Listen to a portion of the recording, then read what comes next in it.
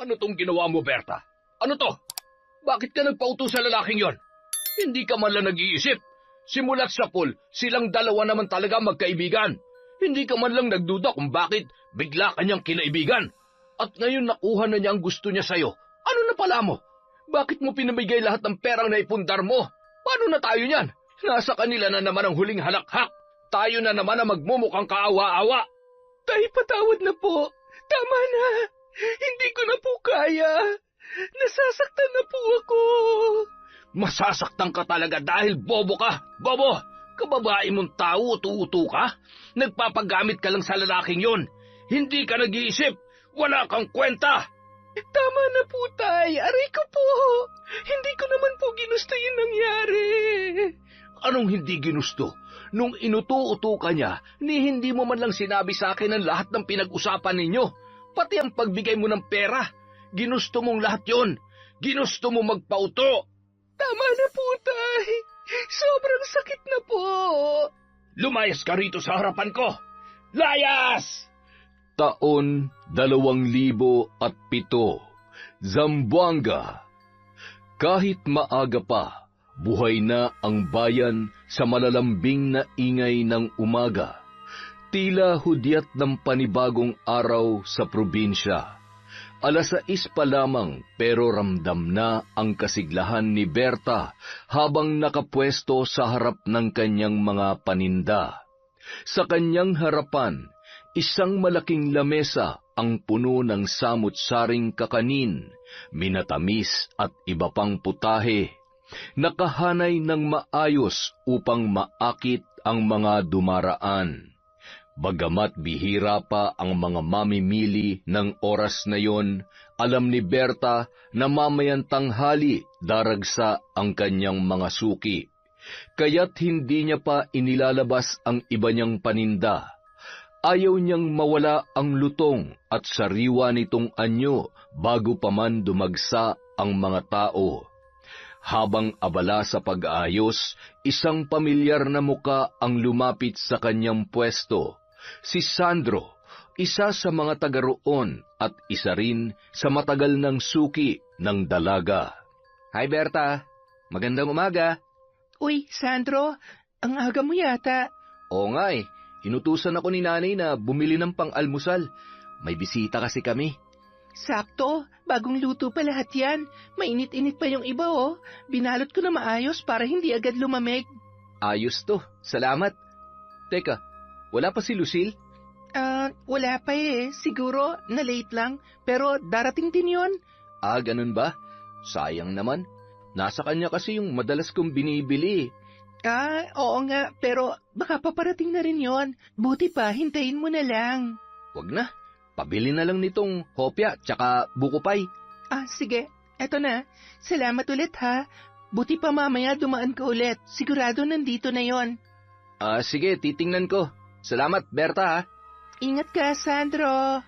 Pagkatapos makabili ni Sandro, malungkot niyang pinagmasdan ang papalayong likuran nito. Gusto niyang pigilan ng lalaki kahit sa isang saglit lamang. Pero ano nga ba ang kanyang karapatan? Tindera lamang ang tingin sa kanya nito. Walang halaga at walang puwang sa puso ng lalaki. Matagal niya nang itinatagong lihim ang damdamin niya para kay Sandro, pero mula noon kay Lucille na lagi nakapako ang mga mata ng lalaki. Laging si Lucille ang kanyang hinahanap. Paano ba namang hindi? Bukod sa maganda, si Lucille din ang pinakamahigpit niyang kakumpetensya sa pagtitinda. Madalas silang mag-agawan ng suki at customer at sa karamihan ng pagkakataon, si Lucille ang mas nananaig. Mas marami itong benta, mas maraming lumalapit dito at mas maraming gustong mapansin ito. Pero hindi lamang yon ang dahilan ng kanilang hindi pagkakasundo. Matagal nang may alitan ang kanilang mga pamilya. Mga dekada nang hindi nagkakaayos at tila namana lang nila ang galit ng kanilang mga magulang. Hindi na bago ang panlalait ni Lucille sa kanya. Sa tuwing may pagkakataon, sinasabi nitong hindi siya bagay sa pagtitinda, na mas okay na lang siyang tumulong sa bukid o gumawa ng ibang hanap buhay. Hindi niya sana papansinin ang lahat ng iyon. Sanay na siya sa panglalait ng kanyang kakumpetensya, pero ang hindi niya kayang tanggapin ay ang mas hayag na pagkagusto ni Sandro kay Lucille, isang bagay na hindi na rin niya ipinagtataka. Si Lucille ay hindi lamang maganda, kundi hinahangaan din ng bayan. Lagi itong suki sa mga pageant sa iba't ibang barangay, samantalang siya, wala siyang may pagmamalaki kundi ang kanyang kakanin. Sa usapang ganda ay wala siyang binatbat kay Lucille. Kayumanggi ang kanyang balat, may malaking nunal sa gilid ng mata at kulot-kulot ang kanyang buhok. Hindi siya ang tipo ng babaeng habulin ng lalaki, lalo na kung ikukumpara kay Lucille, na makinis, maputi at animoy hinulma para magustuhan ng lahat. Kaya minsan, hindi niya maiwasang mapaluha. Kahit anong pagsisikap niya, kahit anong husay niya sa pagluluto, hindi pa rin yun sapat. Dahil sa bandang huli, ang pinipili pa rin ng tao ay ang kagandahan. Kailan kaya may magmamahal sa kanya nang hindi lang nakatingin sa panlabas na anyo? Isang gabi, matapos nilang kumain ng kanyang amang si Cardo, agad siyang bumalik sa kusina para ipagpatuloy ang paggawa ng kalamay at iba pang kakanin. Kailangan matapos niya ang lahat bago magbukang liwayway upang maibenta yon sa bayan. Si Cardo naman ay bumalik sa sala, abala sa pagtatahi ng mga sombrerong salakot na inilalako nito sa ibang lugar. Habang nakayuko at abala sa kanyang ginagawa, isang pamilyar na tinig ang kanyang narinig mula sa labas ng bahay. Berta! Binalot ang dalaga ng labis na pananabik. Agad siyang nagbanlaw ng kamay para salubungin ang matanda. Subalit agad siyang hinarang ng kanyang ama. Pagkatapos ito ang nagtungo sa labas para harapin ang kanyang lola. Wala na siyang nagawa kundi ang makinig na lamang sa usapan ng mga ito habang nasa likod siya ng pinto. Ano na naman po bang kailangan nyo? Galing ako sa bayan kanina. Binilhan ko ng pasalubong ang apo ko. Matagal ko na siyang hindi nakikita. Nandyan ba siya? Di ba sabi ko na sa inyo, wag na kayong pupunta rito? Bakit ba ang kulit nyo, Nay? Paano kung may sumugod dito at saktan kayo? Ilang beses na akong nagpunta rito, Cardo. Meron bang nanakit sa akin? Meron bang sumugod? Ikaw lang naman ang takot sa multo ng nakaraan. Hindi ako natatakot, nag-iingat lang. Ayoko pong maabala rito. Tsaka paano kung biglang may manakit sa inyo? Malaking gulo yan sa amin. Siguradong iuugnay na naman kami sa inyo. Hanggang kailan mo ba ako itataboy, anak? Pati apo ko ay ipinagkakait mo sa akin. Gusto ko lamang siyang makita, kahit isang beses lamang. Huwag niyo na nga siyang gambalain. Ayoko matulad siya sa inyo. Ayokong kamuhian siya ng tao dahil lang sa pangalan ninyo. Sana'y maintindihan niyo ako, Nay. Hanggat hindi niyo tinatalikuran ng pagiging mambabarang, hindi kayo makakatapak sa bahay na ito. Ayoko maging salot ang anak ko sa paningin ng iba dahil lang sa lola niyang... katulad ninyo. Masyado kang mapanghusga. Wala akong ginagawang masama, Cardo. May nabalitaan ka na bang nabarang o namatay dito ngayon? Matagal na akong nagbago. Alam mo yan. Hindi ko na ginagamit yon para makapanakit. Hindi lahat ng mambabarang ay tulad ng iniisip mo. Gabi, Nanay. Umuwi na kayo. Delikado nang maglakad-lakad mag-isa sa daan. Ibibigay ko na lang tong pasalubong nyo kay Berta. Pero sana, wag na po kayong pupunta rito nang hindi nagpapaalam. Kailan ko ba siya pwedeng makita? Kung ayaw mong may makaalam kahit sa ibang lugar na lang, samahan mo pa siya kung gusto mo. Sa susunod na po natin pag-usapan yan, Nay. Umuwi na kayo. Sige na, gabi na. Hindi na hinintay ni Cardo na makasagot pa ang matanda. Pumasok na agad ito sa loob at pinagsarhan ng pinto. Inabutan niya pa si Berta na nakatayo lamang sa isang tabi. Ipagpatuloy mo na yung ginagawa mo, anak. Dinalhan ka ng pasalubong ng lola mo. Kunin mo na lang mamaya sa kwarto. Sige na. Makalipas ang ilang sandali, nakahiga na si Cardo nung mga oras na yon, habang si Berta ay nasa harap pa rin ng salamin at nagsusuklay ng kanyang buhok. Tay, anong oras po kayo aalis bukas? Hindi ba tayo magsasabay ulit? Baka mauna na ako, anak. Sasamahan ko kasi yung kaibigan ko pagkatapos kong maglako. May nakita siyang sideline at magbabaka sakali rin ako. Malay mo, pag natanggap ako, mas maayos na trabaho na to para sa akin. Gusto niyo po, huminto na lamang ako sa pagtitinda at magtrabaho na rin, Tay. Nako, anak, mas mabuti kung wag mo munang pabayaan ang negosyo natin. Kapag may malaki na tayong ipon, saka ka na maghanap ng ibang trabaho. Wala namang matinong oportunidad dito sa baryo eh. Kaya nga po, mas gusto kong sumubok sa Maynila. Mas malaki ang kikitain ko ron. Mas marami rin akong maipapadala sa inyo. Naiintindihan naman kita, anak, pero hindi ganong kadali ang buhay sa Maynila. Hindi lang pamasayang problema. Kailangan mo rin ng matitirhan, pagkain, at kung ano-ano pang gastusin. Hindi ka agad makakahanap ng trabaho doon. Ayokong mahirapan ka ron ng wala tayong kasiguruhan. Sige po, Tay, pero may gusto lang po sana akong itanong. Ano yon, anak? Kailan niyo po ako papayagan ulit na makita si Lola Morta? Huwag muna natin yung pag-usapan, pwede? Pero bakit po? Lola ko pa rin naman po siya. Pamilya po natin siya. Alam mo, anak, hindi mo alam kung gaano kabigat ang dinanas ko noon dahil sa kanya. Bata pa lang ako, halos itaboy na kami ng buong baryo. Hindi lang siyang kinamuhian nila, pati ako'y dinamay nila. Iniisip nila na paglaki ko, magiging katulad niya ako. Kahit wala akong ginagawa, hinuhusgahan na nila ako. Pati mga kalaro ko, tinutukso ako. Hanggang sa dumating yung mga pagkakataong nagtatago na lamang kami kung saan-saan. Dahil gusto siyang kuyugin ng mga tao. Gusto siyang patayin. Pero, Tay, nagbago naman na po siya, hindi ba? Oo, nagbago na siya. Hindi niya na ginagamit ang kapangyarihan niya sa masama, pero hindi na rin niya mababago ang tingin ng mga tao sa kanya. At higit sa lahat, hindi niya na mababago ang sugat na iniwan niya sa akin. Naiintindihan ko po kayo, Tay, pero sana huwag niyo rin siyang habang buhay na ipagkait sa akin. Matanda na po si Lola Morta, hindi na siya magtatagal dito sa mundo. Hindi ko man lang siya lubusang nakilala. Maaga nang kinuha si nanay tapos pati ba naman si Lola, hindi ko man lamang mararanasang makasama. Alam kong mahirap para sa iyo, anak, pero gusto kong lumaki ka normal.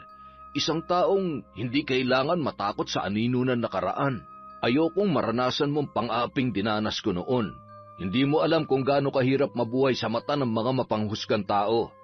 Pero Tay, kung ang iniisip niyo lang ay ang sasabihin ng iba, edi pwede kami magtago ni Lola sa ibang lugar, yung walang makakakita sa aming dalawa. Hindi naman kita habang buhay na ipagkakait sa kanya, anak. Pangako yan, pero wag muna ngayon.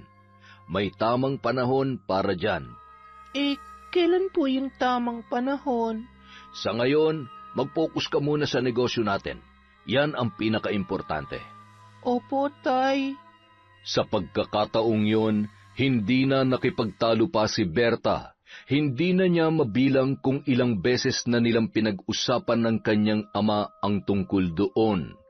Pero hanggang ngayon, wala pa ring nagbabago sa mga sagot nito.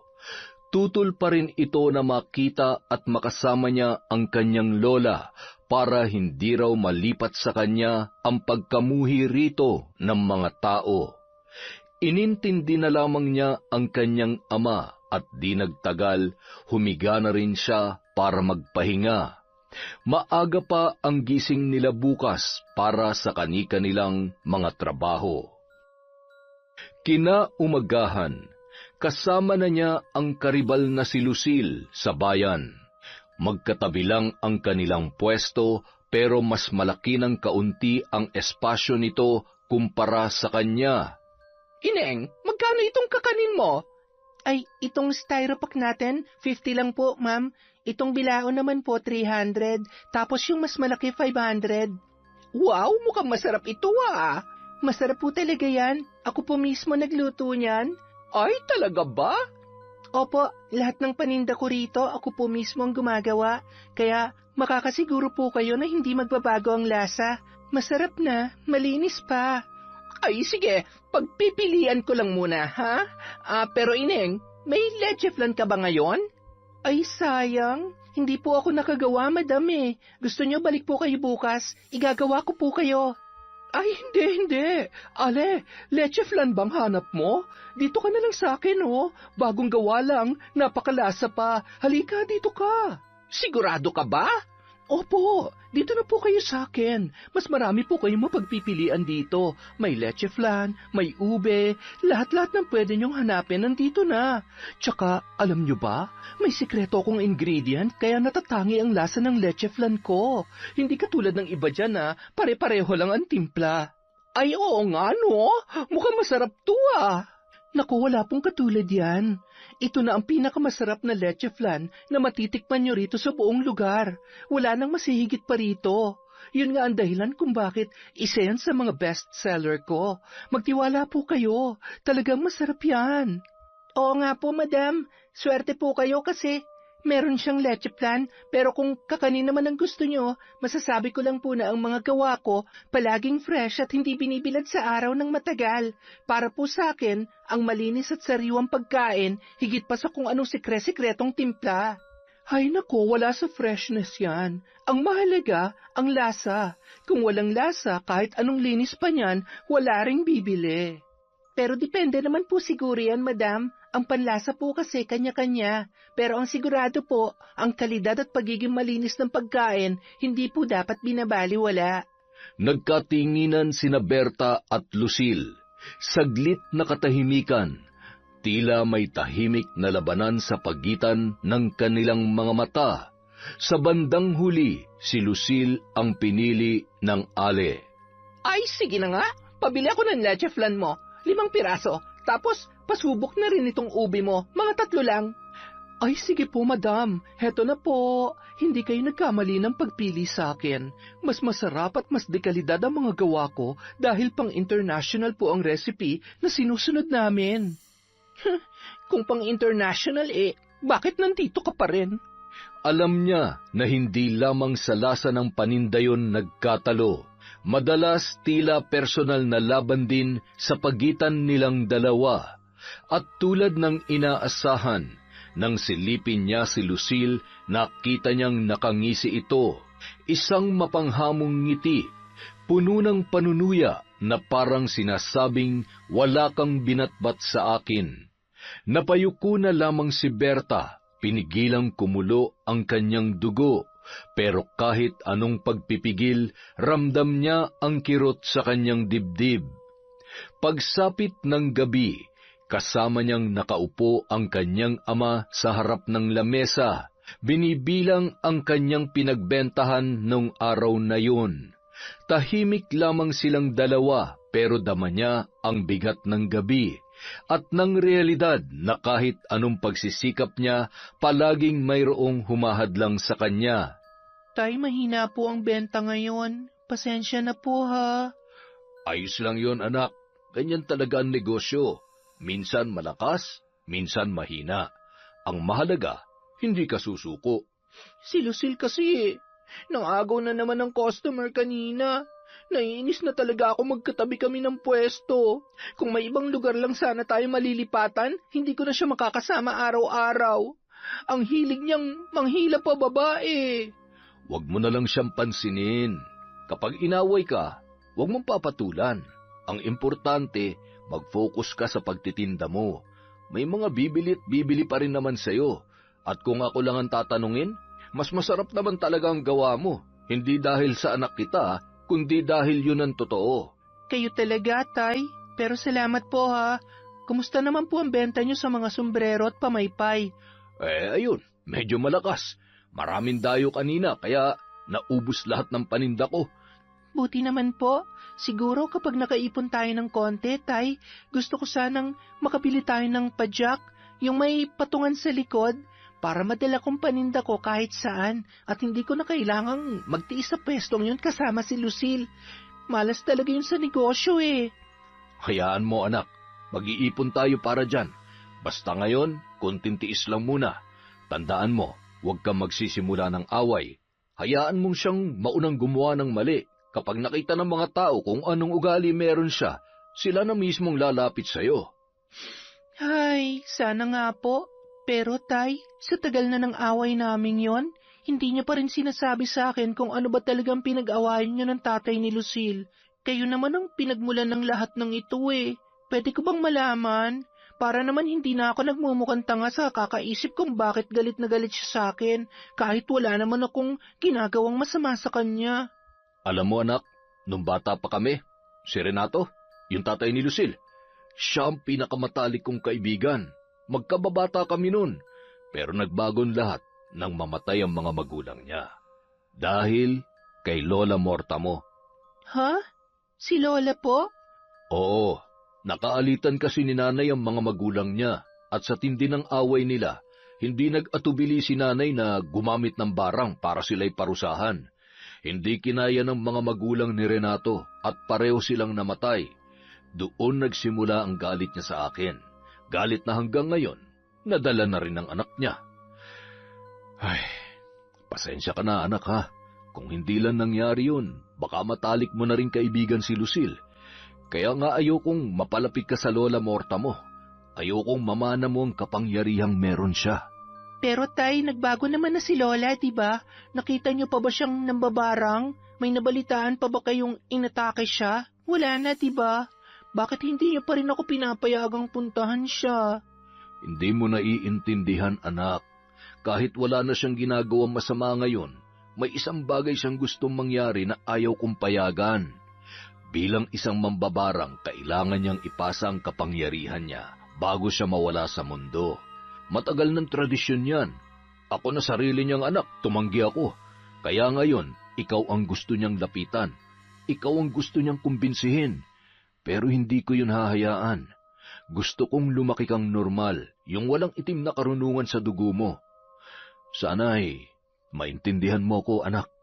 Naiintindihan ko naman po kayo, Tay. Pero kailan niyo po ako papayagan na makita si Lola? Kapag mahina na siya? Kapag hindi na niya tayo maalala? Tay, gusto ko lang siya makausap habang kaya niya pa. Habang hindi pa huli ang lahat.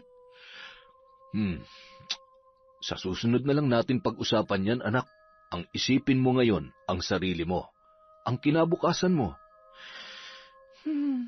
Sige po, Tay. Magpapahinga na po ako. Magdasal ka bago matulog, ha? Opo, Tay. Kinabukasan, balik muli sa dating gawi si Berta. Kasama uli niya sa tabi ang pwesto ni Lucille habang pareho silang abala sa pag-aasikaso sa kani-kanilang mga customer. Magkano itong bilao mo, Ineng? 300 po itong maliit, sir. Tapos 500 naman itong malaki. Ay, ganun ba? Wala na bang bawas yung 300? Kung gusto niyo po, sir, 280 na lang po. Ay, sige. Ay, sandali lang, Ineng, ha? Titingin lang ako sa kabila, tapos babalik ako agad dito. Sige lang po, wala pong problema. Lumipat ang matanda sa pwesto ni Lucille. Magkano po ito? 280 na lang po, sir. Presyong Divisoria. Talaga? May bawas pa ba? Siyempre po.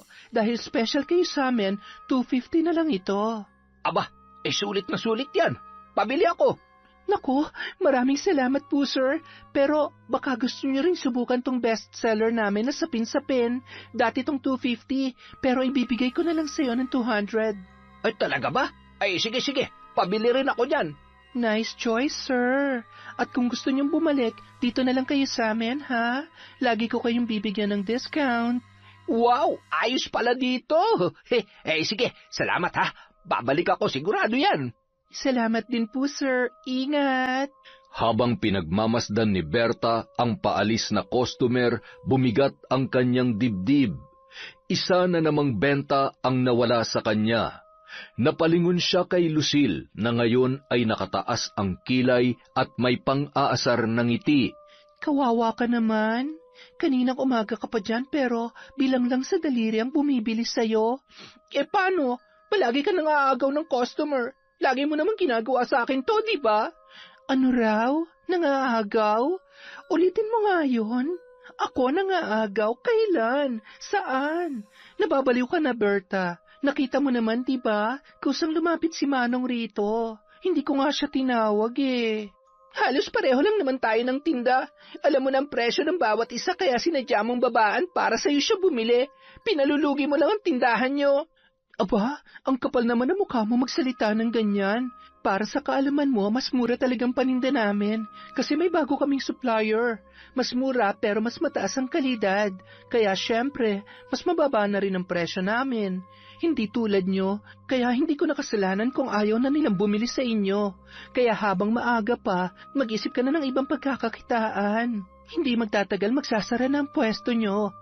Sige na, ikaw na ang panalo. Ikaw naman palagi eh. Pero tandaan mo to, kahit kailan, hindi mo kami mapapasara. Di wow. Good luck na lang sa mahal mong paninda. Hindi na sumagot pa si Berta. Hinayaan na lamang niyang mang-asar si Lucille. Maya-maya pa, bigla itong umalis saglit sa pwesto. Kasabay noon, isang matandang babae ang lumapit sa kanya. Nagulat ang dalaga. Lola, bakit po kayo nandito? Kumusta ka na, apo ko? Pasensya ka na, ha? Hindi na kita nadadalaw. Alam mo namang hanggang ngayon ay galit pa rin sa akin ang tatay mo.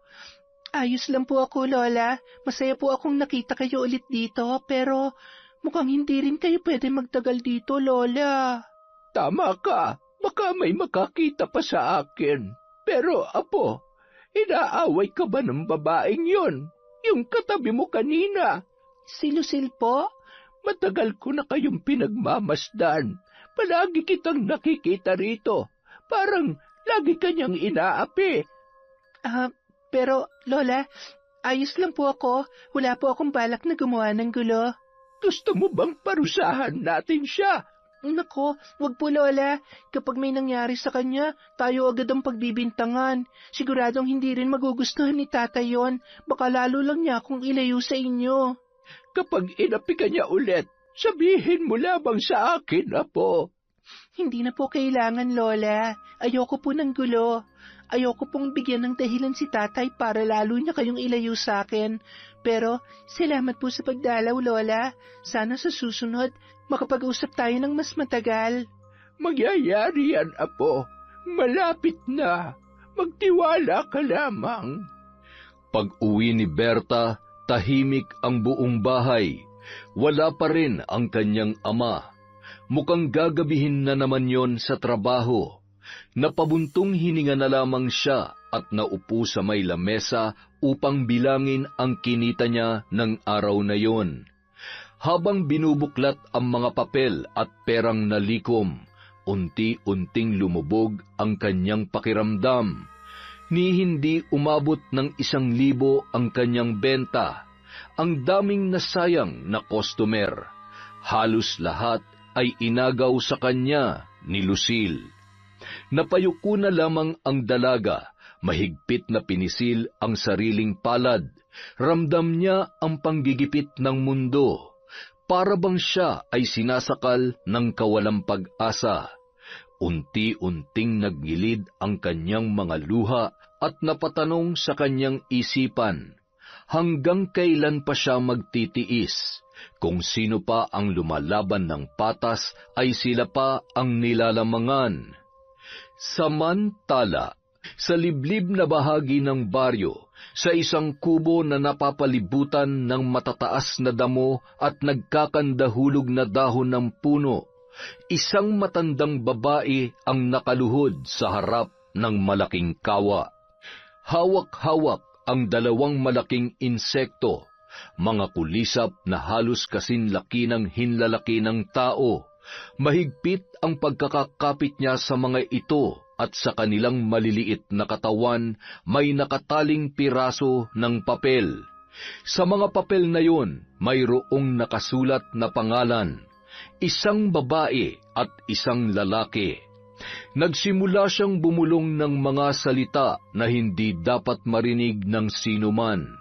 Isinasagawa ang ritual dahil sa pangitaing dumapo sa kanya nung nakaraang gabi, isang babala na hindi niya maaaring ipagwalang bahala. Balang araw, magagamit ko rin ito. Kaya, Cardo, kahit ano pa ang gawin mo, hindi mo mapipigilan ang tadhana. Magkakasama kami ni Berta at magagamit namin itong dalawa.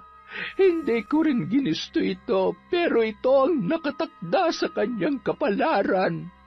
Dito babagsak ang lahat sa huli. Samantala, habang patuloy na dinadagsa ng mga tao ang pwesto ni Lucille, tahimik naman na nagpapaypay si Berta sa kanyang tindahan. Pinipilit niyang iwasang tanawin ang kanyang karibal para hindi na lamang masira ang kanyang araw. Alam na niya ang magiging eksena. Mas maraming lalapit kay Lucille, mas marami ang bibili. Wala namang bago. Ganito naman palagi ang sitwasyon sa araw-araw na kanilang buhay. Hanggang sa may biglang lumapit kay Berta, isang matangkad na lalaki, maputi, disente ang pananamit at halatang dayuhan sa lugar. May dala itong malaking kamera na nakasukbit sa leeg, pero higit sa lahat, matipuno at magandang lalaki. Napakunot na lamang ng noo si Berta. Hindi niya inaasahan na may lalapit sa kanya, lalo na isang dayuhan. Hi ate, magandang umaga po. Kayo po bang may-ari ng pwestong ito? Opo. Bakit po? May ginagawa po ba kayo ngayon?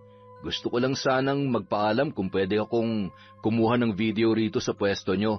Ha? Para saan po yun? Journalist po ako at isa sa mga projects ko ngayon, gumawa ng documentary tungkol sa buhay ng isang vendor. Since wala pa kayong customer, pwede po bang kayo na lang ang maging subject ko? Huwag kayong mag-alala, may incentives po ito at may bayad din. Wala pong problema. Ayos lang sa akin. Mahigit 1 oras ang lumipas habang kinukunan siya ng video. In-interview siya ng lalaki tungkol sa buhay niya sa baryo, ang pagiging vendor, pati ang kabuhayan ng kanyang ama. Kinuhanan din nito ng footage ang ilang customer na bumibili sa kanya. Matapos ang shoot, iniabot ng lalaki ang bayad at incentives. Maraming salamat po sa oras niyo, ate. Heto po ang bayad. Nanlaki ang mga mata ng dalaga nang makita niya ang binigay ng lalaki. Hala, ang dami naman ito, sir. Paano ko ito iuwi? Tanggapin niyo na po, huwag na kayong mahiya. Alam naming abalang mga tulad niyo sa negosyo, kaya malaking bagay na pinagbigyan niyo kami. Lahat ng vendors na na-interview ko ay may ganitong natatanggap. Parte po ito ng aming programa. Maraming salamat po talaga, kuya. Malaking tulong to, pero parang sobra-sobra naman po yata ito. Huwag niyo nang isipin yon. Humahanga lang po ako sa mga vendors na tulad ninyo. Araw-araw nagbababad sa init at nagsusumika para mabuhay. Tsaka sa lahat ng na-interview ko, kayo lang ang tumatak sa akin. Dahil sa sinabi ng binata, nanlaki ang mga mata ni Berta. Ha? Ako po? Oo, bukod sa touching ang story mo, mabait ka rin. Ramdam ko na mabuti kang tao. Yung mga tulad mo ang mas deserve tulungan. Grabe, sir. Sobrang salamat po. Sa laki ng binigay nyo, parang pwede na ako magsara at umuwi eh. Walang anuman. Basta abangan nyo na lang ang programa namin. Baka next month, ipalabas na tong episode mo. Sana mapanood nyo, lalo na ng tatay mo. Siyempre, abangan namin yan. Nga pala, bibili rin ako ng mga paninda mo. Gusto ko sanang tikman lahat ng items. Hala, sigurado kayo, sir? Ang dami po nito. Oo naman. Hindi lang akong kakain, marami akong kasama rito. Gusto ko ring ipatikim sa kanila yan. At dahil may ongoing projects kami dito, baka magtagal pa kami ng ilang linggo. Babalik pa ako rito bukas o sa makalawa. Sir, grabe. Baka hindi na ako makahinga sa dami ng biyayang binibigay nyo. Masanay ka na. Kapag naipalabas yung video mo, malay mo, may maantig sa kwento mo at may mag-donate pang mga viewers. Lahat ng donasyon, diretso sa inyo yon. Hindi namin binabawasan yon. Sir, sobra-sobra na po ito, pero wag po kayo mag-alala. Hindi masasayang ang mga itinulong nyo. Palalaguin ko to para mapalaki ko ang pwesto ko. Sana mas marami pa kayo matulungan. Sige ate, dadalhin ko na tong binili ko. Kita tayo bukas. Ingat po kayo, sir. Maraming salamat po.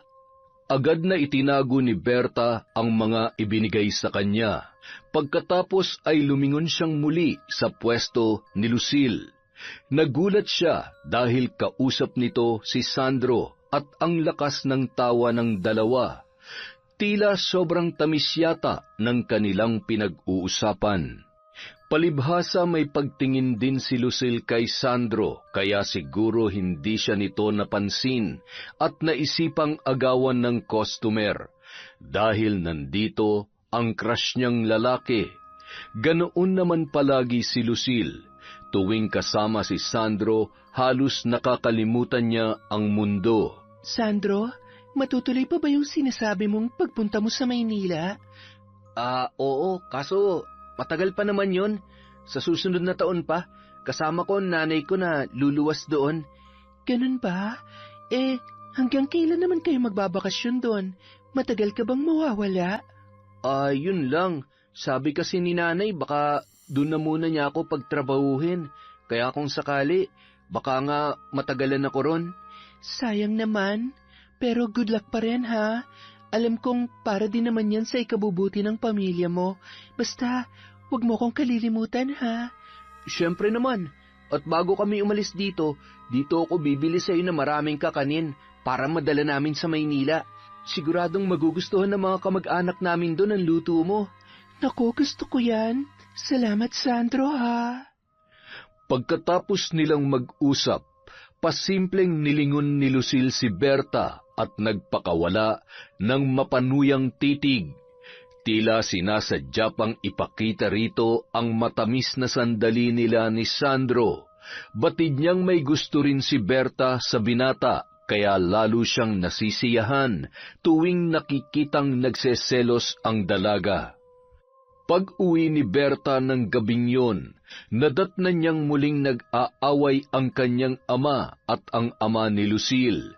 At tulad ng dati, hindi nagpaawat si Lucille sa pagtatanggol sa kanyang tatay. Tinutulungan niya pa itong makipagsagutan sa ama ni Berta. Dali-dali siyang lumapit at pumagitna sa nagkakainitang palitan ng sigaw. Sa kabila ng kanyang pagpupumilit na awatin ng dalawa, patuloy pa rin silang nagsasagutan. Hindi alintana ang mga usiserong kapitbahay na nakamasid sa kanila. Matagal bago tuluyang humupa ang tensyon. At nang sa wakas ay medyo kumalma na ang kanyang ama, saka lamang siya nagkaroon ng pagkakataong kausapin ito. Tay naman, kita niyo yung ginawa niyo. Ayan, may pasapa kayo. Paano kayo papasok sa trabaho bukas? Huwag kang mag-alala anak, kaya ko pa. Hindi naman ito malala. Pero bakit na naman kayo nag-away? Ano na naman bang pinagtalunan niyo ng tatay ni Lucille? Ay, masamang balita anak. Nabenta na niya tong lupa, yung sa kanila, pati tong kinatatayuan ng bahay natin. At hindi magtatagal, mapapalayas na tayo rito. Ano po? Pero paano? Akala ko ba walang nagmamay-ari nito? Kaya tayo nakapagtayo ng bahay dito, tay. Dati oo, pero ngayon may titulo na. Ewan ko kung paano niya nagawa, pero nabili niya na raw. At hindi lang tayo mapapalis, pati mga kapitbahay natin na dito lumaki. Sigurado naman ako na hindi sila papayag, di ba? Hindi naman basta-basta pwedeng paalisin ng mga tao dito. Yun nga ang mas malala, anak. Mukhang may kasabwat siyang matataas na tao. Baka pati ang bagong mayor. May plano silang i-relocate ang mga maapektuhan, pero hindi tayo kasali. Kaya kapag dumating na ang utos, wala tayong magagawa kundi ang umalis. Hala, saan naman tayo titira? Tay, ito lang ang meron tayo, wala tayong ibang malilipatan. Kahit sa mga kamag-anak natin, alam naman nating wala ni isang papayag na patirahin tayo kahit pansamantala. Kay paring Enteng sana, kaso hindi nga sila kasya sa bahay nila eh. 10 ang anak nun. Paano pa tayo makikisingit doon? Iyon na nga po, Tay. Wala tayong mapupuntahan. Baka naman pwedeng pakiusapan ng tatay ni Lucille. Kahit kaunting palugit lang. Sinubukan ko na. Yan nga ang dahilan kung bakit nagkasagutan kami, nagkasakitan pa. 1 linggo lang ang ibinigay nila. Pagkatapos nun ay gigibain na raw nila tong bahay natin. Grabe naman sila. Pero Tay, pwede naman tayong lumipat kay Lola, di ba? Hindi na natin kailangan maghanap ng matutuluyan. Wag na wag mong iisipin yan. Alam kong matutuwa ang lola mo kapag nalaman niyang ganito ang sitwasyon natin. Kasi yan naman talaga ang gusto niya, yung mapalapit ka sa kanya. Tay naman, yun pa bang iisipin niyo sa ganitong sitwasyon? 1 linggo na lang tayo rito. Ano bang mas pipiliin niyo? Ang tumira sa lansangan o ang humingi ng tulong kay Lola? Basta, gagawa ko ng paraan, Berta. Huwag mong ipilit yan. At higit sa lahat, hinding-hindi tayo titira sa lola mo. Hinding-hindi ko hahayaang mapalapit ka sa isang mambabarang. Pero Tay... Wala ng pero-pero. Tapos lang usapan. Napaluhan na lamang si Berta sa isang sulok. Kailan pa kaya magkakaayos ang kanyang ama at ang kanyang lola? Sila na lamang ang natitirang pamilya niya, pero hanggang ngayon ay hindi pa rin magkasundo. At ngayon, may isa pang mabigat na problema. Nanganganib silang mawalan ng bahay, kaya hindi niya na mapigilan ang paghagulhol. Kinabukasan, parang wala sa sarili si Berta. Napansin yon ng kanyang mga suki. May nagtanong pa kung meron siyang problema, pero tanggi lang ang kanyang isinasagot. Hindi pa rin siya makapag-focus. Iniisip ang 1 linggong palugit bago sila mapalayas sa kanilang tinitirhan. Dahil sa kaguluhan ng isip, hindi na niya nabanggit sa kanyang ama ang pasalubong at ang 10,000 pisong ibinigay ng isang customer kahapon bilang bayad sa ginawa niyang video documentary. Muntik na rin niyang makalimutan yon, pero balak niyang ipakita pag uwi niya mamaya. Sana ay ito na ang sagot sa kanilang problema. Hanggang sa biglang may dumating na bagong customer, napatingin siya at nagulat. Pamilyar ang mukha nito. Ito rin ang lalaking gumawa ng video kahapon. Magandang umaga, miss. Magandang umaga rin po, sir. Ikaw lang yatang mag-isa rito, ah. Opo.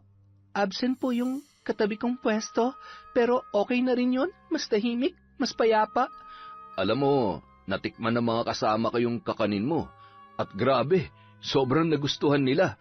Kaya ngayon nagpapabili sila ulit para raw maiuwi sa kanilang pamilya. Hala, talaga po. Naku, maraming salamat. Malaking tulong po yan, lalo na't may malaki kaming problema ngayon. Ha? Malaking problema? Napalunok na lamang ng laway si Berta. Maging siya ay hindi alam kung bakit bigla niya yung nabanggit. Siguro ay dahil desperada na siya na makahingi ng tulong. Kasi po, nanganganib kaming mawalan ng tirahan. Nabenta na kasi yung lupa kung saan nakatayo ang bahay namin. Ha? Grabe naman. Paano yung negosyo mo? Itutuloy ko pa rin po. Hindi ko hayaang mawala to, lalo't ito lang ang bumubuhay sa amin. Alam mo ba, nung napanood ng mga kasama ko yung video na ginawa ko rito, sobrang nagandahan sila sa'yo. Hindi lang sa kakanin mo, kundi pati sa'yo mismo. May nagsabi pa nga na pwede kang maging model. Ang ganda mo raw kasi. Ang authentic ng dating mo. Probinsyanang probinsyana pero litaw na litaw ang kagandahan. Naku sir, salamat po. Pero grabe naman sila sa authentic beauty. Kailan pa ako naging maganda? Tingnan nyo nga po, tumukha ko, may peklat na, ang itim-itim ko pa. Ano po maganda dyan? Ano ka ba? Hindi hadlang ang kutis o peklat para itago ang kagandahan. Sa totoo lang, hindi ko nga yun napansin sa iyo eh. Ang nakikita ko yung totoong ganda mo. At alam mo kung anong lalo pa nagpapaganda sa iyo? Yung puso mo. Sir naman. Seryoso ko. At dahil dito, gusto kitang tulungan. Kung tatanggapin mo, may i-offer ako sa'yo. Pwede kang sumali sa amin sa mga photoshoot at magazine covers. Malaki rin ang kita ron, kaya pwede mong gamitin yon para sa pag-relocate ninyo. Ha? Talaga po? Oo naman. Kapag na-discover ka pa ng ibang channel at pahayagan, siguradong mas malaki ang exposure mo. At syempre, mas malaki rin ang kita. Pero may isang kondisyon. Kailangan mong sumama sa amin sa Maynila. Doon kasi kami nagtatrabaho. Sa Maynila? Isipin mo na lang, Berta. Malaking pera maipapadala mo sa tatay mo. Siguradong masasagot na ang problema ninyo. Gustuhin ko man po, pero magpapaalam muna ako kay tatay. Pag-uusapan po namin na mabuti to. Sige, walang problema. Pupuntahan na lang kita rito. At alam kong urgent yung sitwasyon mo, kaya kung tatanggapin mo ang offer, kakausapin kong connections ko na bigyan ka agad ng advance payment para may panggastos na kayo sa paghahanap ng lilipatan. Sir, napakalaking tulong po nito. Hindi ko po alam kung paano ko kayo pasasalamatan. Huwag mong isipin yun. Ang mahalaga, matulungan kita. Kaya magtiwala ka lang, siguradong papayagan ka ng tatay mo. At hindi naman nahirapan si Berta na magpaalam sa kanyang ama. Pagkatapos nung malaman na magandang oportunidad ang naghihintay sa kanya, hindi na ito nagdalawang isip pang pumayag. Minsan, dinala niya ang lalaki sa kanilang bahay upang makausap ito ng personal ng kanyang tatay Cardo. Tahimik pero maingat na sinuri ni Cardo ang kilos at pananalita ng lalaki, at sa huli nagustuhan niya ang ugali ng binata, kaya naman wala na itong naging pagtutol sa kanilang napagkasunduan. Kinabukasan, huling araw na ni Berta sa kanyang pwesto. Tulad ng dati, katabi niya si Lucille, pero ngayon wala na siyang balak makipagsagutan. Tahimik lang siyang nag-asikaso ng kanyang mga paninda, walang pakialam sa negatibong enerhiyang pilit na ipinaparamdam ng kanyang karibal. Ilang sandali pa, lumapit ang lalaki sa kanyang tindahan upang kumpirmahin ang kanilang schedule. Hindi yun nakaligtas sa mga matang laging nagmamanman. Nakita ni Lucille ang naturang lalaki, at gaya ng dati, umiral na naman ang ugali nito na mang-agaw ng customer. Hello, kuya. Bago lang po kayo rito. Bakit? Ako nga pala si Lucille. At heto nga palang pwesto ko. Baka may gusto kang bilhin dito sa akin. Mas marami akong tinda rito at mas masasarap pa. Salamat na lang po, pero dito na ako kay Berta bumibili. Naku, nagkakamali ka ng desisyon sa buhay. Hindi ka dapat bumibili dyan. Alam mo bang maraming nagkakasakit dito matapos bumili sa kanila? Hindi kasi malinis yung mga gawa nila dyan eh. Saka, tingnan mo naman, sobrang liit ng pwesto niya. Kaya siksik sa loob ang mga pagkain, madaling masira. Hindi tulad dito sa pwesto ko, mas maluwag kaya mas malinis. Dito ka na lang sa akin pumili, Pogi. Sige na. Sige. Next time. Salamat ha. Hindi na ito masyadong kinausap ng lalaki. Nagulat si Berta dahil tila walang balak magpasakop ang lalaking ito kay Lucille. Talagang loyal ito sa kanya. Halata rin niya na sa anyo ng lalaki na tila naiilang ito kay Lucille, kaya pilit na tinapos ng maaga ang pakikipag-usap doon. Lihim na natuwa si Berta. Sa wakas ay nagkaroon din siya ng panalo sa babaeng yun. Dahil sa loob ng mahabang panahon, ngayon lamang ito nabigong makaagaw ng customer sa kanya. Kaya tulad ng dati, nakalukot na naman ang mukha nito habang masama ang titig kay Berta. Kinabukasan, naghanda na sina Berta sa pagluwas sa Maynila. Kabado siya pero masaya.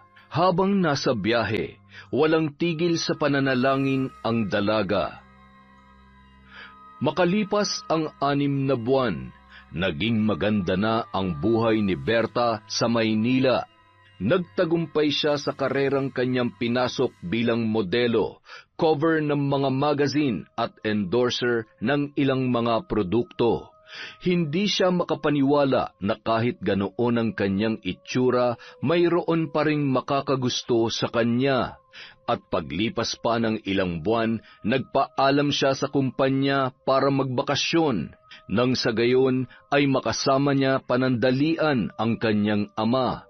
Tuwang-tuwa naman ito nang siya ay muling makita. Uy, anak, Berta, hala, bakit hindi ka nagsabi na uuwi ka? Di sana nakapag-arkila ko ng jeep para nasundo kita. Ano pa kayo, Tay? Hindi na kailangan. Saka sinadya ko talagang hindi magsabi sa inyo. Gusto ko kayong sorpresahin. Medyo naligaw pa nga ako eh. Nahirapan akong hanapin tong bagong address na binigay niyo sa akin. Ay nako, ikaw talaga. O sige, halika, pasok ka rito. Wow! Ito na ba yung bagong bahay natin, Tay? Oo anak, ginamit ko yung perang binigay mo sa akin dati para makapag-down ng deposit dito. Ito na yung pinakamalaking apartment na nahanap ko. Magkano naman po ang renta dito, Tay? Nasa 5,000 anak. Sobrang mahal naman po. Bakit hindi niyo sinabi sa akin nung nasa Maynila pa ako? Para sana nadagdagan ko yung ipinapadala ko sa inyo. Siyempre, ayokong ibigay mo sa akin lahat ng kinikita mo. Gusto ko magkaroon ka rin ng pera para sa sarili mo. Kaya yung mga pinapadala mo sa akin, yun ang ginamit ko para mapalawak pa ang pwesto natin. Tapos yung sariling sweldo ko naman, yun ang ginamit kong pambayad dito sa renta buwan-buwan. Malaki na rin kasi ang sahod ko ngayon sa trabaho dahil manager na ako sa isang pabrika.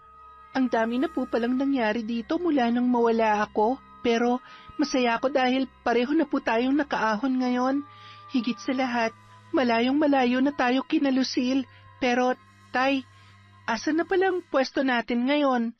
May sarili na tayong pwesto sa palengke, anak. Malaki. Katunayan nga, may 2 empleyado na rin tayo na nag-aasikaso doon. Nung makaipon kasi ako sa ipinapadala mo, naisip ko na kumuha na lamang ng malaking pwesto sa palengke para mas malapit tayo sa mga customer. Hindi mo na kailangan magbilad sa araw at hindi na rin kailangan magpadyak. Mas komportable ngayon sa bagong pwesto natin. Gusto mo, puntahan natin ngayon? Sige po, Tay. Silipin natin mamaya. Magpapahinga lang po ako sandali. Medyo napagod po kasi ako eh. Samantala, sa bayan ay kasalukuyan pa ring nasa dating pwesto si Lucille. Walang nagbago sa kanilang buhay bukod sa napalawak na nila ang kanilang bahay dahil sa lupa na nabili ng kanyang ama. Pero pagdating sa kanyang negosyo, wala pa rin yung pagbabago. Nandoon pa rin si Lucille. Hindi naman bumagsak pero hindi rin umuunlad. Nakuha niya na ang pwesto ni Berta pero wala namang nagbago sa pag-usad ng kanyang hanap buhay. Maya-maya, may isang kakilala na lumapit sa kanya. Uy, Lucille, nakita mo na ba si Berta? Anong pakialam ko doon? Wala naman akong balita kung nasan yon. Sira, nandito na ulit siya sa Zamboanga. Alam mo ba, may malaking pwesto na sila sa palengke. Ha? Ano ka mo? Oo, may sarili na silang pwesto sa palengke, sobrang laki. Kaya pala, wala na siya dyan kasi nag-level up na yung tindahan nila. Grabe ang inunlad niya. Hindi makapaniwala si Lucille sa kanyang narinig. Sa sobrang pagbabaga ng emosyon, hindi na siya nakasagot pa. Nagtataka siya kung paano umangat ng ganoon si Berta. Kaya naman, kinabukasan, naisipan niyang silipin sa palengke sa kabilang bayan ang tinutukoy ng kanyang kakilala. Nagulat siya nang makita ang napakalaking pwesto ng mga yun. Bukod sa mas dumami ang mga paninda, mas marami na rin ang kanilang customer. Para siyang lalamunin ng lupa sa labis na pagkainggit at si Berta naman nakita niya itong kasalukuyang inaasikaso ang mga namimili kasama ang ama niyang si Cardo. Ang laki ng pinagbago ni Berta, kaya naman lalo siyang nilamon ng pagkainggit. Kailan ka pa nakaahon ng ganyan sa buhay? Walang hiya ka, Berta. Hindi ako papayag na umangat ka. Kami dapat ang umangat ng ganito, hindi kayo. Isang araw, Habang abalang nag-aasikaso si Berta sa kanilang pwesto, natanaw niya ang isang pamilyar na panauhin. Laking gulat niya dahil si Sandro yon. Mas gwapo na ito ngayon at mas disente na rin ang pananamit. Sandro, ikaw ba yan? Oo, ako nga. Kumusta na, Berta? Hindi ko akalaing ganito na pala kalaki ang pwesto nyo ngayon. Natutuwa ako para sa inyo. Salamat, pero ikaw, kumusta ka naman? Heto, masasabi kong nakakaangat na rin. Gaya mo, sa Maynila na rin ako nagtatrabaho ngayon. Nagbabakasyon lang din ako ng ilang linggo rito, pero babalik din ako kaagad. Ganoon ba? Akala ko ba sa susunod na taon pa kayo luluwas ng Maynila ng nanay mo? Yun ang narinig ko sa ibang tao. Yun naman talagang plano nung una. Kaya lang, tumawag kasi yung tito ko't nagbukas daw sila ng restaurant. Dahil alam nilang magaling akong magluto at nakapag-aral ng culinary, ako na lang ang kinuha nilang cook doon. Sila na rin ang gumastos para sa akin, kaya napadali ang pagpunta ko ron. Ah, kaya pala. Kumusta naman kayo ni Lucille? Wala na akong masyadong balita sa kanya eh. Ang alam ko lang, hanggang ngayon nagtitinda pa rin siya sa bayan natin. Hindi na rin kami masyadong nag-uusap. Ewan ko, pero mula nung umasenso ko, parang nagbago na rin ang mindset ko. Ayoko nang nakikisama sa mga katulad ni Lucille na puro negatibo na lang ang ikinakahalat. Ang gusto ko, mapaligiran ako ng mga tao na may kaparehong mindset gaya ko. Kaya, pasensya ka na kung hindi kita masyadong napapansin noon. Pasensya na rin kung minsan sinasakyan ko si Lucille tuwing inaasar ka. Hay, ano ka ba? Huwag mong isipin yon. Matagal ko nang kinalimutan yon. Ang mahalaga, pareho ng maayos ang buhay natin ngayon. Tama ka nga naman sa sinabi mo. Dapat umiwas na tayo sa mga maling tao. Yung mga nais humila sa atin pababa. Kaya natutuwa ako dahil nagbago ka na rin. Ay, siya nga pala. Bibili sana ako ng sandusenang leche flan at ube. May handaan kasi kami ngayon dahil birthday ng pinsang ko. Tapos, bibili na rin ako ng puto at mga kakanin na paborito ko. Nako, salamat ha. Dahil dito mo naisipang bumili sa amin. Gusto ko rin kasi makabawi sa'yo. Kaya sana simula ngayon, ituring mo na rin akong tunay mong kaibigan. Aba, oo naman. Kahit kailan hindi naman naging masama ang tingin ko sa iyo eh. Kaibigan pa rin kita. Maraming salamat, Sandro ha. Nang mga sumunod na araw, nagkaroon ng mahabang oras sina Berta at Sandro na makapag-usap. Sa tanang buhay niya, ngayon lang niya nakausap ng ganoon kahaba ang lalaki. Malaki na nga talaga ang pinagbago nito. Katulad niya, negosyo na rin ang laging nasa utak ni Sandro. Bukod sa pagiging cook, may isang business din akong minamanage dun sa Maynila. Kaya ilang linggo lang ang bakasyon ko rito dahil kailangan ko rin bumalik agad doon. Hindi ka ba nahihirapan? Dala-dalawa yung tinatrabaho mo. Ang hirap din kaya mag-manage ng isang malaking business, tapos nagluluto ka pa sa isang malaking restaurant. Syempre, mahirap. Wala naman trabahong madali eh. Pero ang kaibahan lang kasi rito, pareho kong gusto yung ginagawa ko. Pareho ko na-e-enjoy. Bukod kasi sa hilig ko na talagang pagluluto, pangarap ko rin na magtayo ng business. Kaya tuwing ginagawa ko yon, pakiramdam ko, hindi naman ako nagtatrabaho. Parang naglilibang lang ako. Kung sa bagay, may punto ka dyan. Ako naman, gusto ko rin naman ang ginagawa kong pagluluto at paggawa ng iba't ibang kakanin. Pero hindi rin ito yung gusto kong gawin sa pangmatagalan. Sa ngayon, model at endorser ako sa Maynila. Na-enjoy ko yon, pero hindi ako sigurado kung yun ba talaga ang gusto ko para sa buhay ko eh. Parang nasa exploration stage pa lang ako ngayon, kung saan hinahanap ko pa lang yung sarili ko. Okay din naman yan. Bata pa naman tayo eh. Tsaka may kanya-kanya rin naman tayong timeline, kaya hindi rin natin kailangan madaliin ang mga sarili natin. Ang mahalaga, gusto natin lahat ng ginagawa natin, kaya kahit mahirap, parang hindi rin to nagiging pagsubok sa atin. Isang araw, bago umalis si Sandro ay nakipagkita siyang muli kay Berta. Sa pagkakataong yun, namasyal sila sa dalampasigan at para doon na rin magpahangin. Paano ba yan? Bukas babalik ka na ulit sa Maynila. Ako naman sa susunod na buwan pa. Marami pa kasing trabaho sa tindahan. Mga kailangan naming asikasuhin ni tatay. Nga pala, Berta, bago ko makalimutan, may gusto sana akong ialok sa'yo. Tutal, pareho naman tayong nasa business industry ngayon. Sige, ano ba yon? Gusto sana kitang yayain na mamuhunan sa negosyo ko. Yung pakakawalan mong pera, magiging doble rito. Ang kagandahan dito sa amin, 2 linggo lang ang hihintayin. Hindi kagaya sa iba, 1 buwan at mahigit. Ano, gusto mo ba? Teka, ano ba yung business na yan? Hindi ko pa kasi alam yan eh. Alam mo namang wala pa akong alam pagdating sa ganyang linya ng negosyo. Meron kasi akong networking business. Ito yung magpapasok ka ng pera para lumago at dumoble. Wala kang ibang gagawin habang naghihintay. Kahit umupo ka lang, lalaki talagang pera mo.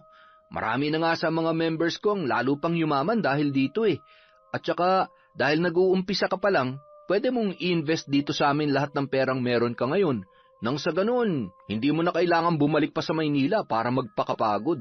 Sa loob lang ng 2 linggo, magiging doble na yung halaga ng pera mo. Isipin mo na lang kung gaano kalaki maitutulong nun sa buhay nyo ng tatay mo, di ba? Pati na rin sa tindahan nyo. Ano? Sali ka? Talaga ba? Sige, okay lang.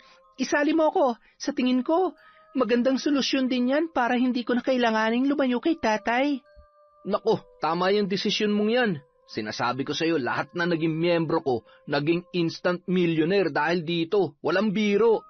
Kahit wala pang gaanong alam sa ganung bagay si Berta, hindi na siya nagdalawang isip na sumali sa networking na sinasabi ng kanyang kaibigan.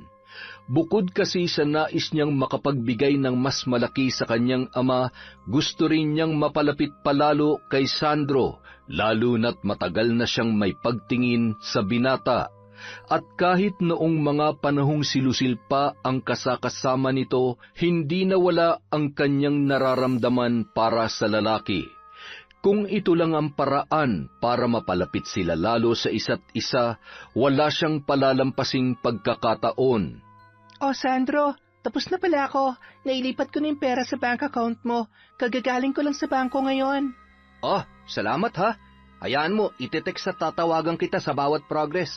Basta maghintay ka lang at sa loob ng 2 linggo, matatanggap mo ng pera mo. Yang 1 milyon na pinasa mo, magiging 2 milyon yan. Nako, sana nga.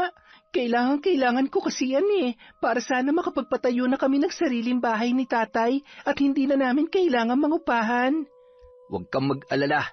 Tama lang ang naging desisyon mo na mag-invest dito sa networking. O, paano? Una na ako ha. Maghahanda pa ako para sa pag-alis ko bukas. Basta, babalitaan na lang kita dito sa number na binigay mo.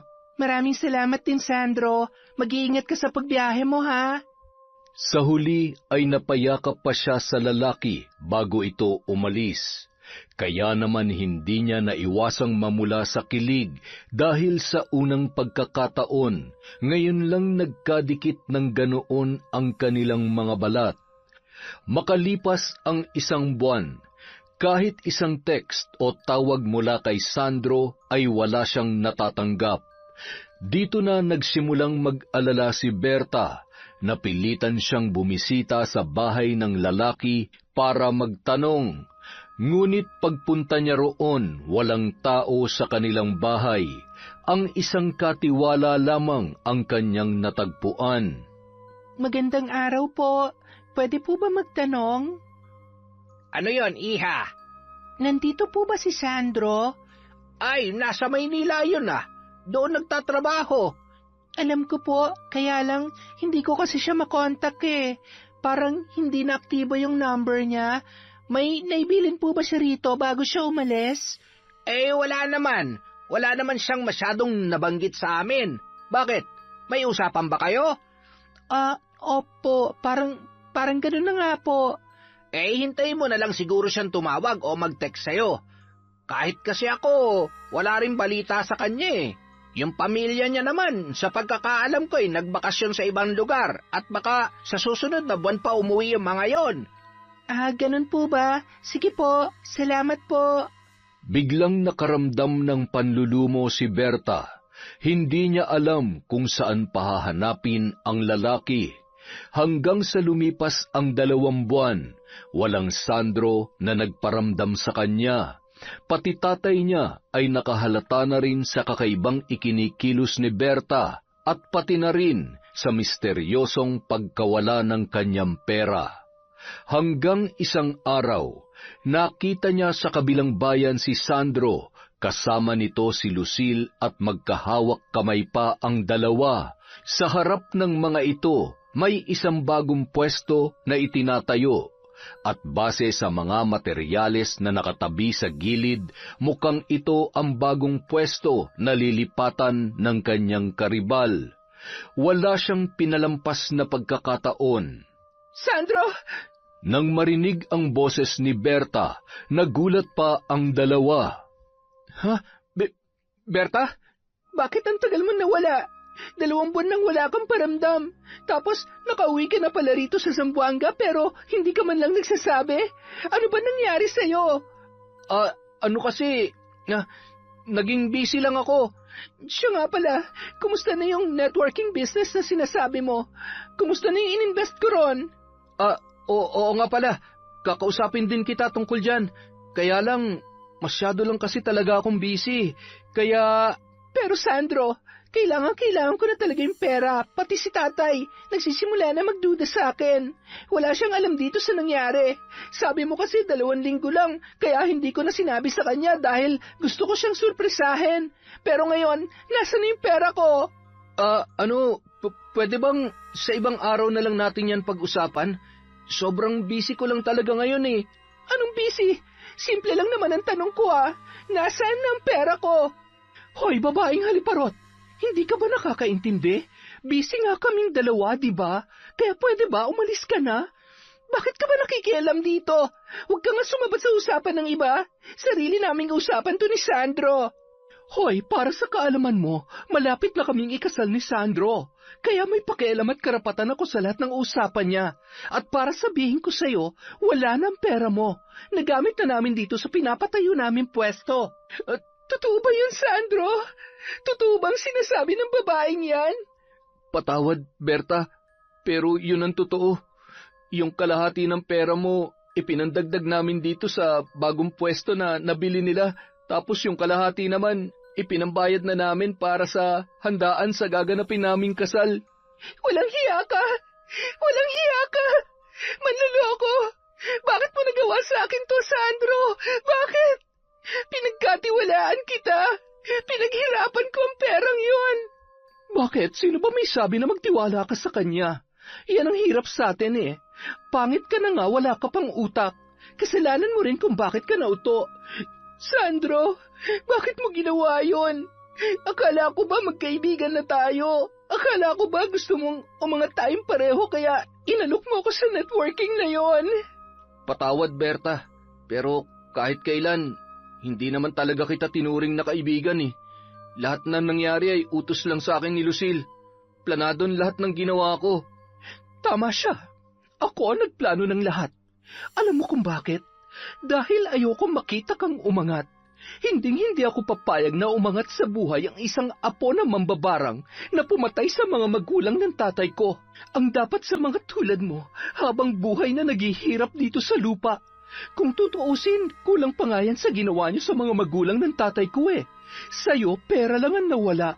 Pero sa buhay ng tatay ko, mga magulang niya nawala dahil sa lola mong salot. Kaya wala kang karapatang magalit sa amin. Kami ang may karapatang magalit at maningil sa inyo. Tandaan mo yan, babaeng hampas lupa. Hindi na nakapagsalita pa si Berta. Sa labit na sakit ay napahagulgol na lamang siya sa kaniyugyog ang katawan ni Sandro. Mabilis na umawat si Lucille at nagpakawala ng malakas na sampal. Sa lakas ng tama noon, natumba si Berta sa daan at namula ang pisngi. Umuwing luhaan ang dalaga. Hindi na rin niya naitago sa kanyang ama ang nangyari. Kaya pati ito ay nagalit na rin sa kanyang anak. Ano tong ginawa mo, Berta? Ano to? Bakit ka nagpauto sa lalaking yon? Hindi ka man lang nag-iisip. Simulat sa pulsilang dalawa naman talaga magkaibigan. Hindi ka man lang nagduda kung bakit bigla ka niyang kinaibigan? At ngayon nakuha na niyang gusto niya sa'yo. Ano na pala mo? Bakit mo pinamigay lahat ng perang naipundar mo? Paano na tayo niyan? Nasa kanila na naman ang huling halakhak. Tayo na naman ang magmumukhang kaawa-awa. Tay, patawad na po. Tama na po. Hindi ko na po kaya, nasasaktan na po ako. Masasaktan ka talaga dahil bobo ka. Bobo, kababae mong tao, tuto ka. Nagpagamit ka lang sa lalaking yon. Hindi ka nag-iisip. Wala kang kwenta. Tama na po, Tay. Aray ko po. Hindi ko naman po ginusto yung nangyari. Anong hindi ginusto? Nung inuto-uto ka niya, hindi mo sinabi sa akin na napag-uusapan nyo. Pati ang pagbigay mo ng pera. Ginusto mong lahat yon. Ginusto mong magpauto. Tay, tama na po. Sobrang sakit na po. Kung ayaw mo masaktan, lumayas ka rito sa harapan ko. Layas!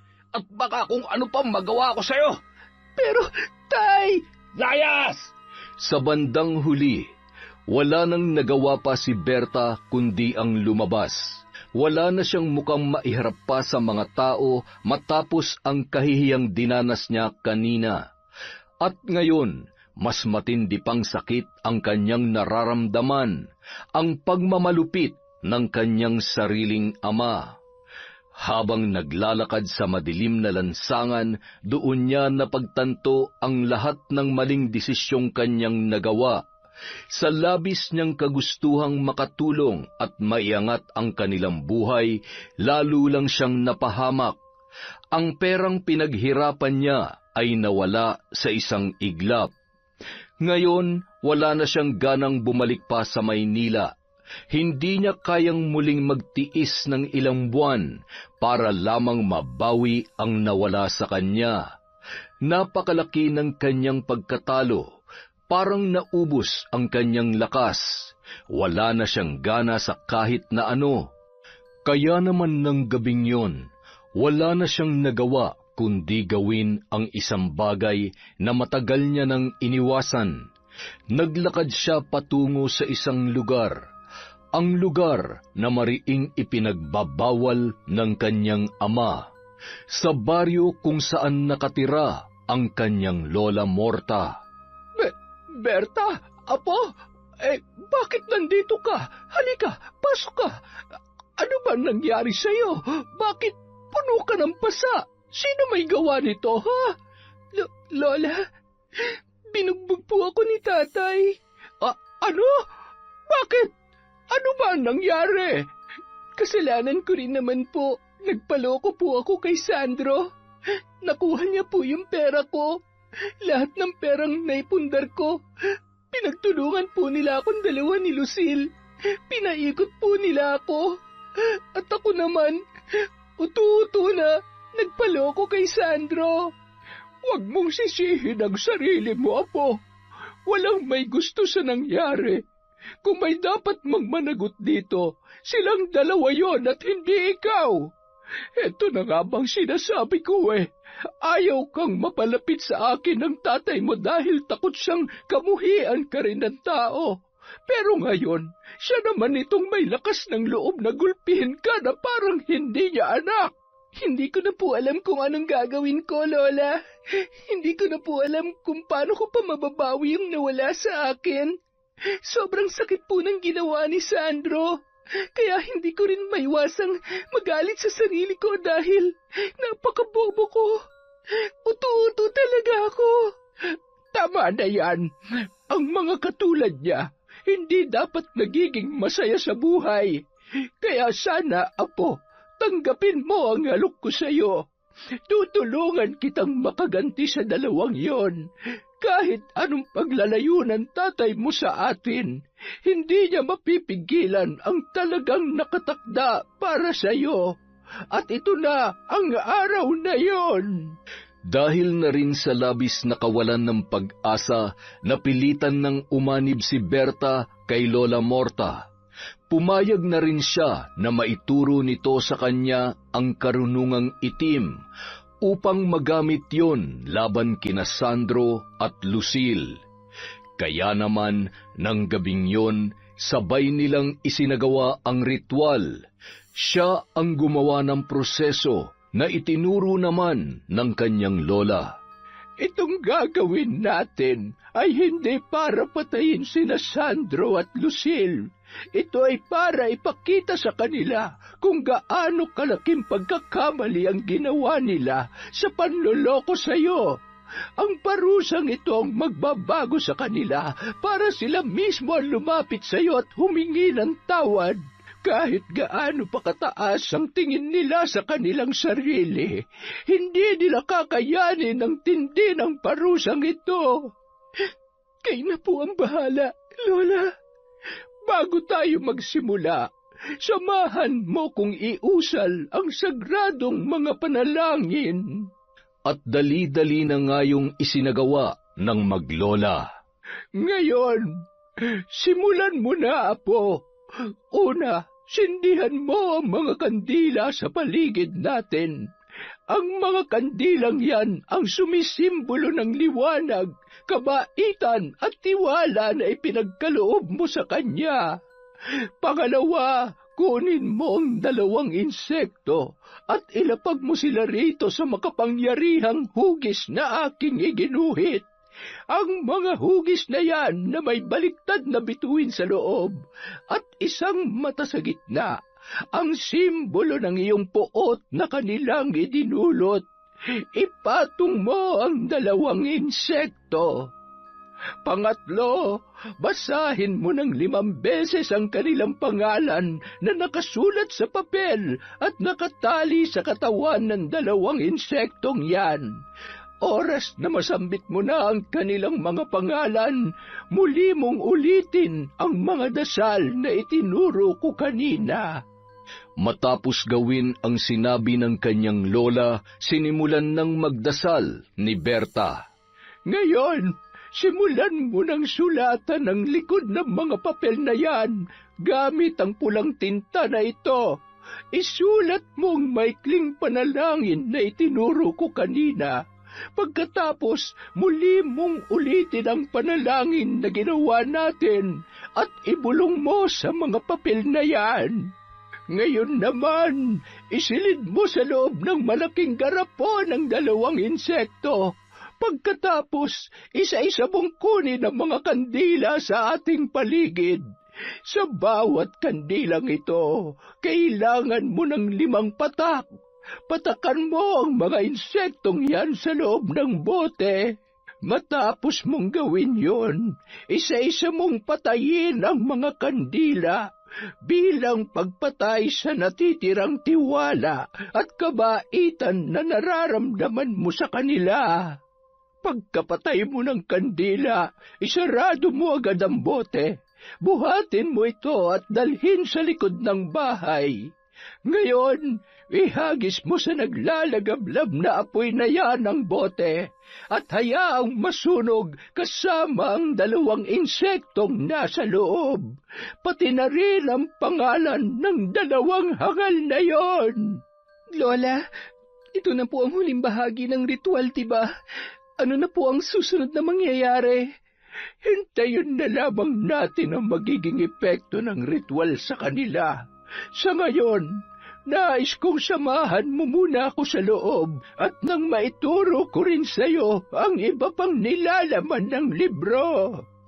Makalipas ang 1 buwan, nagulat sina Berta at Lola Morta nang makitang kumakatok si Cardo sa harap ng kanilang pintuan.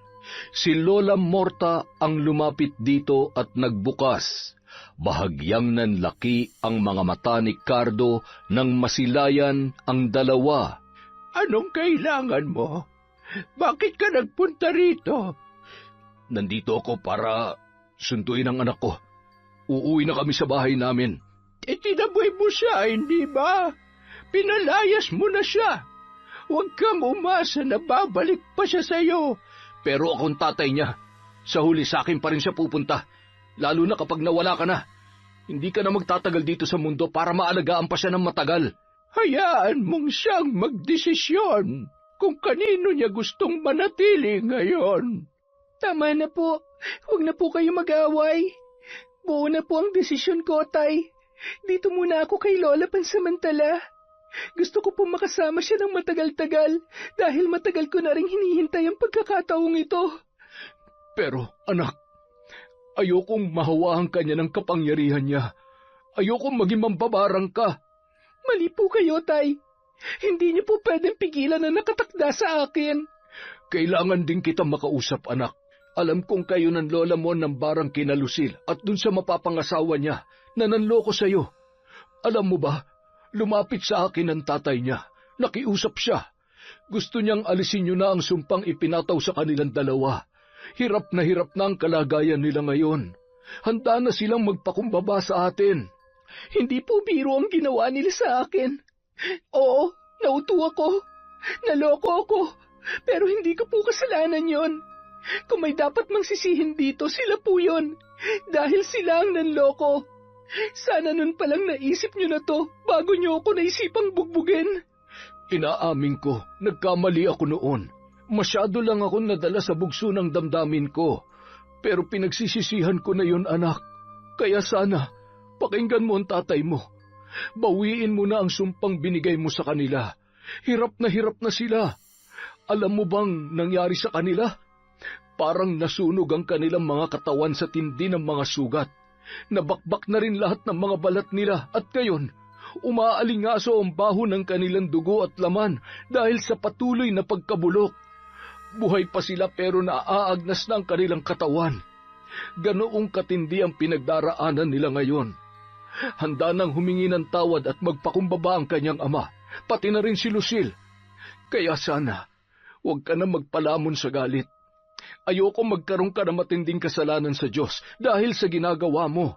Diyos lang ang may karapatang magparusa sa mga nagkakasala, anak. Hindi tayong mga tao. Gaano kayo nakakasiguro na nagsisisi na nga talaga sila at hindi lang nila tayo pinapaikot gaya ng dati? Ilang sandali pa, nagulat sina Berta at Lola Morta dahil bigla ring dumating ang tatay ni Lucille. Kasama pala ito ni Cardo at ito naman ngayon ang lumuhod sa kanilang harapan. Berta, Nanay Morta, heta na yung perang ninakaw sa inyo ng nobyo ng anak kong si Lucille. 1,000,000 ito. Hindi ba't ito yung halaga na nakuha nila sa'yo? Pinagsikapan namin itong mabuo para lamang maibalik sa inyo. Sana'y mapatawad mo kami, lalo na ang anak ko. Gusto kong makipag-ayos sa inyo. Gusto kong tapusin ang matagal na alitang namamagitan sa ating pamilya. Ayoko na ng gulo. Ayaw na namin ng gulo. Nagmamakaawa ako sa iyo, Berta. Ako na ang humihingi ng tawad at ibinababa ang aking sarili. Pagalingin mo lamang ang anak ko. Ibalik mo siya sa dati, parang awa mo na. Napaiyak na lamang si Berta sa sumunod na mga tagpo. Sa huli, muli silang nagsagawa ng ritual ng kanyang lola para bawiin ang malubhang sakit na ipinataw nila sa dalawa. Pagkatapos ay tinanggap na rin nila ang perang isinauli ng ama nito. Nabawi na nila ang 1,000,000 at ng araw ding yun, nagkaayos na ang ama ni Lucille at si Cardo at pinilit na nilang kalimutan ang mapapait nilang nakaraan. Isang araw, naisipan ni Berta na dumalaw sa simbahan para humingi ng tawad sa Diyos. Alam niyang mali rin ang kanyang ginawa na pagbibigay ng sumpa sa mga taong nagkasala sa kanya. Ipagpaumanhin niyo po, Panginoon, kung pilit kong inilagay ang batas sa aking kamay. Isa po itong malaking pagkakamali na hindi ko nauulitin pa. Nagkausap na rin po kami ng lola ko. Hinding-hindi ko na rin po gagamitin ang karunungang itim na itinuro niya sa akin. Magbabagong buhay na rin po ako at patuloy na magsusumikap para sa tatay ko at sa kinabukasan ko. Sana po ay mapatawad niyo ako. Pagkatapos niyang magdasal, nagulat na lamang siya nang makasalubong sina Sandro at Lucille sa labas ng simbahan. Nakauniforme ang mga ito. Nanumbalik na rin ang dati nilang mga anyo at sigla. Wala na ang bakas ng barang sa kanilang dalawa. Berta, buti at nakita kita rito. Magandang araw, Berta. Nagulat na lamang ang dalaga dahil yumakap ang mga ito sa kanya. Mabuti na lang at nakita tayo. Gusto ko lang sanang humingi ng tawad sa lahat ng nagawa ko sa iyo, sa mga panghihila ko sa'yo pababa, pati na rin sa panlolokong ginawa namin ni Sandro sa'yo. Alam kong may kasalanan ng pamilya mo sa amin pero mali rin ang ginawa namin. Pare-pareho lang tayong may mali rito. Kaya sa halip na maghilahan pababa at maggantihan, sana maayos pa rin natin to at makapagpatuloy sa ating buhay na walang samaan ng loob. Tama siya, Berta. Napagtanto rin namin na hindi biro yung nagawa ko sa'yo.